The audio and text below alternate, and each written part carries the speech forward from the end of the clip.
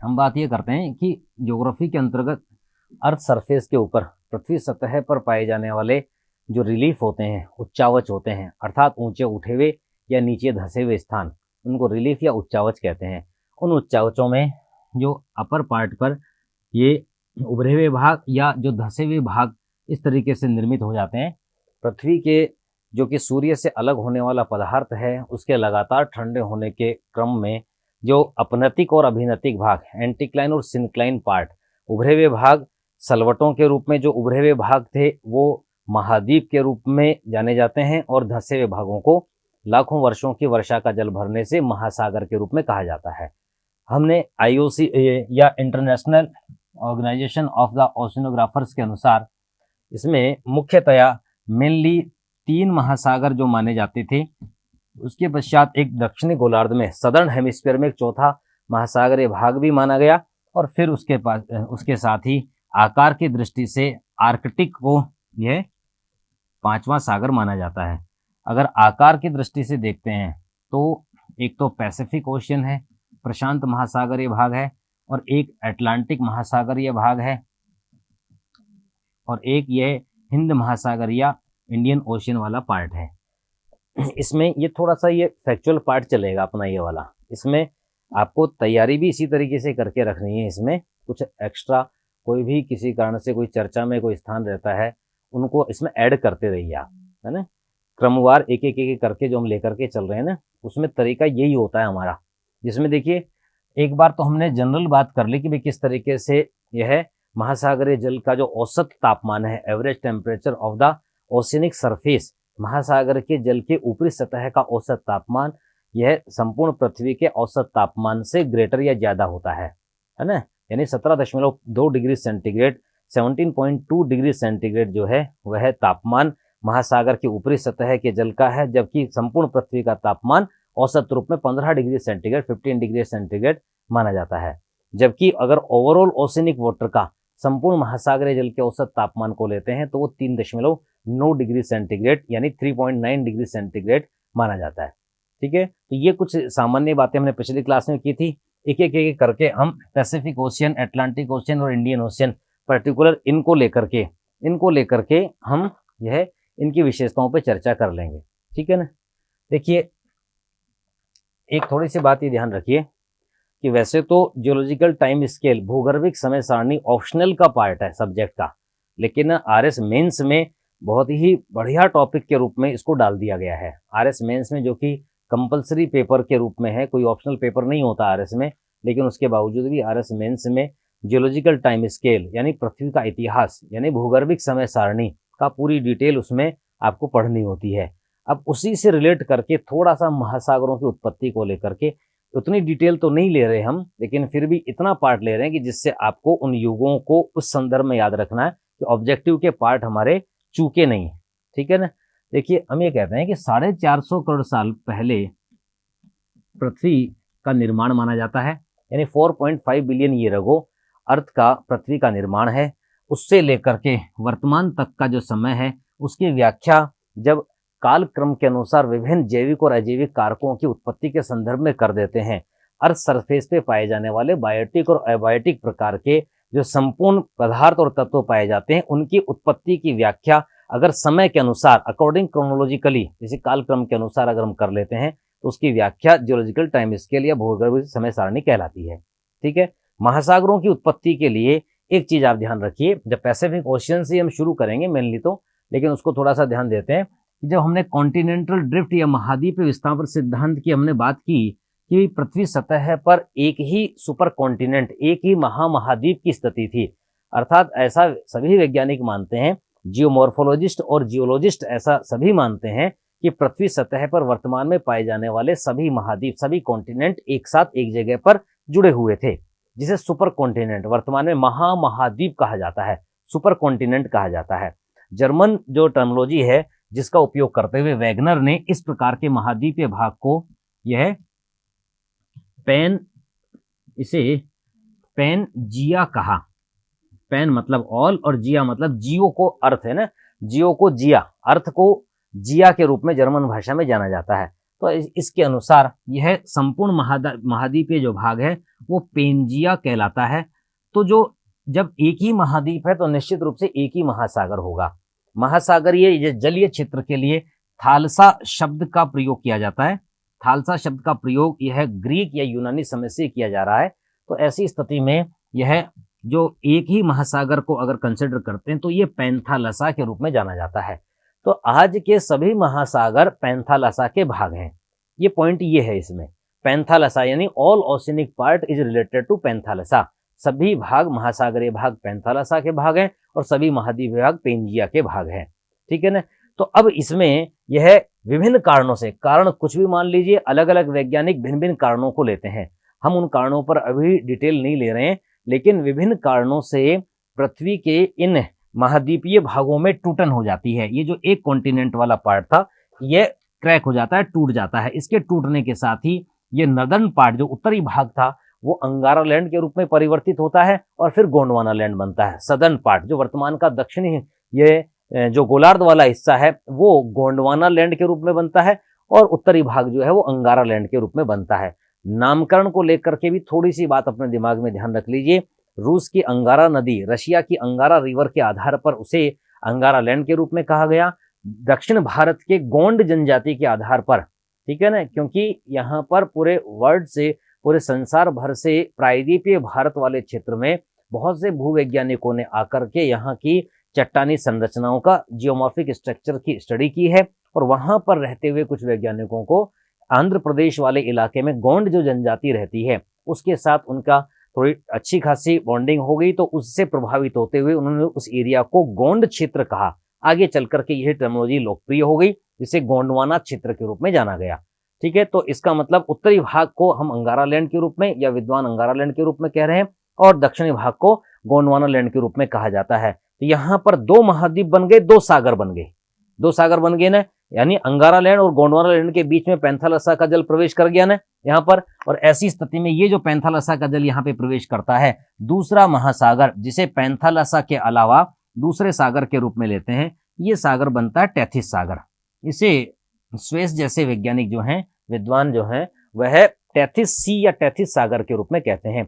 यही टेथिस सागर वाला भाग है जिसमें वेस्ट टू ईस्ट यानी पश्चिम से पूर्व या पूर्व से पश्चिम या पैरेलल टू लैटिट्यूड, जिसे कहते हैं अक्षांश रेखाओं के समानांतर या पश्चिम से पूर्व या पूर्व से पश्चिम तक के जो भी इस संसार में पर्वत श्रेणियां हैं, चाहे आल्पस पर्वत श्रेणी हो चाहे हिमालयी पर्वत श्रेणी हो, का निर्माण इसी टेथिस सागर के सेडिमेंट्री रॉक्स में फोल्डेड रूप में ऊपर उठने से हुआ है। वलित रूप में जो चट्टाने हैं, परतदार चट्टाने हैं, जब फोल्ड के रूप में ऊपर उठती हैं, हॉरिजॉन्टली कंप्रेसिव फोर्स क्षैतिजीय संपीड़नकारी बल के प्रभावी होने के साथ ही, क्षैतिजीय संपीड़नकारी बल का मतलब क्या हुआ, धरातल के समानांतर पैरेलल टू सरफेस, तो उस स्थिति को हम क्षैतिज कहते हैं, हॉरिजॉन्टल कहते हैं। तो हॉरिजॉन्टल के जब कन्वर्जन प्रोसेस में, अर्थात खंड एक दूसरे की ओर आते हैं, ब्लॉक जब कन्वर्जन प्रोसेस में होते हैं तो उसे हम अभिसरण कहते हैं, उसे कन्वर्जन प्रोसेस कहते हैं। तो ऐसी स्थिति में बोलते हैं हॉरिजॉन्टली कन्वर्जन, क्षैतिजीय अभिसरण के कारण से उसके बीच में स्थित जो जलीय क्षेत्र था वहां पर जो परतदार चट्टाने थी, सेडिमेंट्री रॉक्स थी, उनमें भिंचाव होता है, इसे हॉरिजॉन्टल कंप्रेशन कहते हैं, अर्थात क्षैतिजीय संपीड़न या क्षैतिजीय भिंचाव होता है। इस भिंचाव के कारण से जो परतदार चट्टाने थी वो मुड़ करके फोल्डेड रूप में अपलिफ्ट हो जाती हैं, ऊपर उठ जाती हैं। ऐसी स्थिति में उसे वलित पर्वत कहते हैं। तो संसार के ये जो पश्चिम से पूर्व और पूर्व से पश्चिम जो पर्वत हैं, यह फोल्डेड माउंटेन के रूप में जाने जाते हैं और ये टेथिस सागर के इन परतदार चट्टानों में ही मोड़दार रूप में, उठी हुई रूप में इन्हें इस रूप में पहचाना गया है।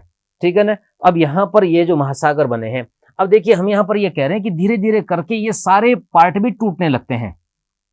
अंगारा लैंड भी टूट गया, इसका वेस्टर्न पार्ट लोरेंशिया कहलाता है। कनाडा के लोरेंशिया पठार के आधार पर इसे लोरेंशियन प्लेटू कहते हैं। तो उसी तरीके से यूरोप और एशियन कॉन्टिनेंट के आधार पर इसे यूरेशिया कहा जाता है। तो ये दो भागों में टूट गया। कौन सा? नदर्न पार्ट जो है, उत्तरी भाग, ठीक है ना। दक्षिणी भाग भी कई भागों में टूट जाता है और टूटने के साथ ही ड्रिफ्ट करने लगते हैं, सरकने लगते हैं, विस्थापित होने लगते हैं या प्रवाहित होने लगते हैं। तो ड्रिफ्टनेस की कंडीशन इनमें आ जाती है। ठीक है ना। तो दक्षिणी गोलार्ध जो सदर्न हेमिस्फीयर वाला पार्ट है, इसमें चाहे यह दक्षिण अमेरिकन यह भाग अलग हो जाता हो, ये अंटार्कटिका वाले क्षेत्र को छोड़ छोड़ करके जा रहे हो, या इसी तरीके से ये अफ्रीकन भाग हो, अफ्रीका से अलग होकर के पेनिनसुलर इंडिया वाला पार्ट हो, या चाहे इससे अलग होने वाला ऑस्ट्रेलियाई भाग हो, ये सारे टूट टूट करके बिखर जाते हैं और वर्तमान स्थिति प्राप्त कर लेते हैं। जो हमने शुरुआत में बात की थी आते कि 450 करोड़ साल से ये जो इस प्रकार की स्थितियां चल रही हैं, ऐसी स्थिति में अब आप ये ध्यान कर लीजिए, ये जो सुपर कॉन्टिनेंट था, एक जो महामहाद्वीप था, है ना, जो सुपर कॉन्टिनेंट सिंगल, जिसे पेंजिया कहा गया, इस पेंजिया का अस्तित्व पर्मियन और कार्बोनिफेरस काल तक था। ठीक है, तो अब आपको, जैसा मैंने पहले ही कहा कि 450 करोड़ साल के इतिहास में जो भी इस प्रकार का यह विभिन्न प्रकार की घटनाएं हुई हैं, उनको कुछ युगों में बांटा हुआ है। फेनेरोजोइक से पहले वाले काल को प्री फेनेरोजोइक कह रहे हैं, तो उसे प्री पेलियोजोइक भी कह सकते हैं, क्योंकि फेनेरोजोइक का सबसे प्रारंभिक समय यह पेलियोजोइक है। पेलियोजोइक भी कुछ छोटे छोटे युगों में बटा हुआ है, विभिन्न प्रकार की घटनाओं के आधार पर या विभिन्न प्रकार के क्षेत्रों के नामों के आधार पर उनका नामकरण किया हुआ है। ठीक है ना, तो ऐसी स्थिति में हम पेलियोजोइक को भी वैज्ञानिकों ने कई रूपों में जो बांटा है, उसको हम कैम्ब्रियन, सबसे पुराना कैम्ब्रियन, पेलियोजोइक का सबसे पुराना Cambrian, Ordovician, Silurian, Devonian, Carboniferous Permian आया ना। तो कार्बोनिफेरस पर्मियन जो काल है, जो हमने यहाँ पर बोर्ड पे लिखा हुआ है, उसको चाहे आप अंतिम पेलियोजोइक कह लीजिए या उसे आप यह परमो कार्बोनिफेरस काल कह लीजिए। इस समय तक सुपर कॉन्टिनेंट की कंडीशन बनी हुई थी, अर्थात महामहाद्वीप की दशा बनी हुई थी। अब आपको युग ध्यान रहे या नहीं रहे, आगे जब आप आरएस मेंस आदि की तैयारी करें उस समय तो उनको ध्यान कर ही लेना। अभी आप इतना ध्यान करके रखिए कि इस पृथ्वी पर सुपर कॉन्टिनेंट एक महामहाद्वीप के रूप में आज से 30 करोड़ साल पहले, 30 करोड़ ईयर एगो, 30 करोड़ साल पहले परमो कार्बोनिफेरस काल में सारे महाद्वीप एक साथ एक स्थान पर सुपर कॉन्टिनेंट महामहाद्वीप पेंजिया के रूप में जुड़े हुए थे। तो एक ही महासागर था, पैंथालसा। ठीक है ना। और फिर एक पॉइंट और ध्यान कर लीजिए, तो अरावली के निर्माण को लेकर के आप चाहे प्री कैम्ब्रियन काल कह लीजिए, प्री फेनेरोजोइक कह लीजिए, प्री पेलियोजोइक कह लीजिए, तीनों का मतलब एक ही होता है। ठीक है ना। अब उसके पश्चात सेकेंडरी, प्राइमरी के बाद सेकेंडरी एरा आता है ना, दूसरा काल आता है जिसको भी 3 भागों में बांटा हुआ है, ट्रेसिक, जुरेसिक, क्रिटेशियस। फिर उसके बाद टर्सरी आ गया ना। टर्सरी में Palaeocene, eosin, Oligocene, myosin, Pliocene रट लीजिए। ठीक है ना। प्लायोसिन को ध्यान कर लीजिए, प्लायोसिन वो टाइम है, प्लायोसिन कौन सा काल हुआ, प्लायोसिन टर्सरी का अंतिम काल हुआ ना, प्राइमरी सेकेंडरी टर्सरी का अंतिम काल हुआ ना। तो टर्सरी के अंतिम काल को प्लायोसिन के रूप में मान रहे हैं। सभी स्थलखंड टूटते हुए, ड्रिफ्ट करते हुए, बिखरते हुए प्लायोसिन काल तक वर्तमान की स्थिति तक पहुंच जाए।